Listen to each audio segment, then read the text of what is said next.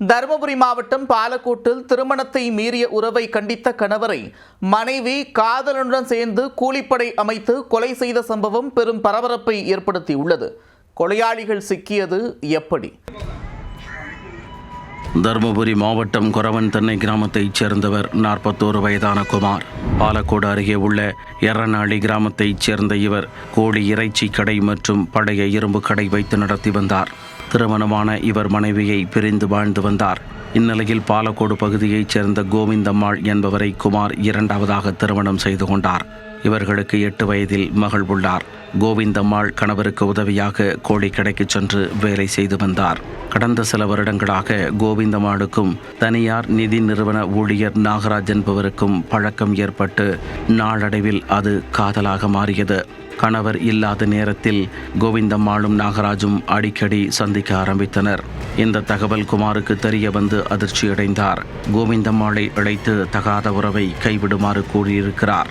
ஆனால் கணவனின் கண்டிப்பை கண்டுகொள்ளாத கோவிந்தம்மாள் தொடர்ந்து பழகி வந்துள்ளார். இதனால் ஆத்திரம் தலைக்கேறிய குமார் 10 நாட்களுக்கு முன் கோவிந்தம்மாளை வீட்டை விட்டு துரத்திவிட்டுள்ளார். கோவிந்தம்மாள் பாலக்கோடு அண்ணா நகரில் உள்ள தனது அக்கா வீட்டிற்கு சென்று தஞ்சமடைந்தார். இந்த நிலையில்தான் கோவிந்தம்மாள் குமாரை தீர்த்து கட்டிவிட்டு கோழி கடை மற்றும் இரும்பு கடையை அபகரிக்க திட்டம் போட்டுள்ளார். அதை தனது காதலன் நாகராஜை அழைத்து கூற இருவரும் சேர்ந்து கொலை திட்டத்தை தீட்டியுள்ளனர். நாகராஜ் தனது கூட்டாளிகள் ஆனந்தகுமார், தமிழரசன் ஆகியோரை அழைத்து கொண்டு கடந்த 8ஆம் தேதி இரவு 11 மணிக்கு கோழி கடைக்கு சென்றுள்ளார். அங்கு தூங்கிக் கொண்டிருந்த குமாரை மூவரும் சேர்ந்து அழுத்தி பிடித்து கைகால்களை கயிறால் கட்டி போட்டுள்ளனர். பின் தலையணையை முகத்தில் வைத்து அழுத்தியுள்ளனர். அப்பொழுதும் உயிர் போகாததால் கயிற்றால் கழுத்தை இறுக்கி கொலை செய்துவிட்டு தப்பிச் சென்றனர்.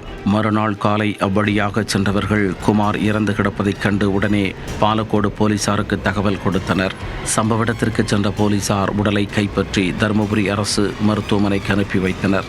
தப்பி ஓடிய குற்றவாளிகளை பிடிக்க மாவட்ட எஸ்பி மகேஸ்வரன் டிஎஸ்பி தலைமையில் தனிப்படை அமைத்து உத்தரவிட்டார். போலீசார் நடத்திய தேடுதல் வேட்டையில் குற்றவாளிகள் 3 சிக்கினர். அவர்களிடம் நடத்தப்பட்ட விசாரணையில் கோவிந்தம்மாள் கூறியதால் தான் கொலை செய்தோம் என வாக்குமூலம் அளித்துள்ளனர். அதனைத் தொடர்ந்து கோவிந்தம்மாள், நாகராஜ், ஆனந்தகுமார், தமிழரசன் ஆகிய 4 பேரையும் கைது செய்து போலீசார் சிறையில் அடைத்தனர். காதலனுடன் சேர்ந்து கணவனை கூலிப்படை வைத்து மனைவியை கொலை செய்த சம்பவம் அப்பகுதியில் பெரும் அதிர்ச்சியை ஏற்படுத்தியுள்ளது.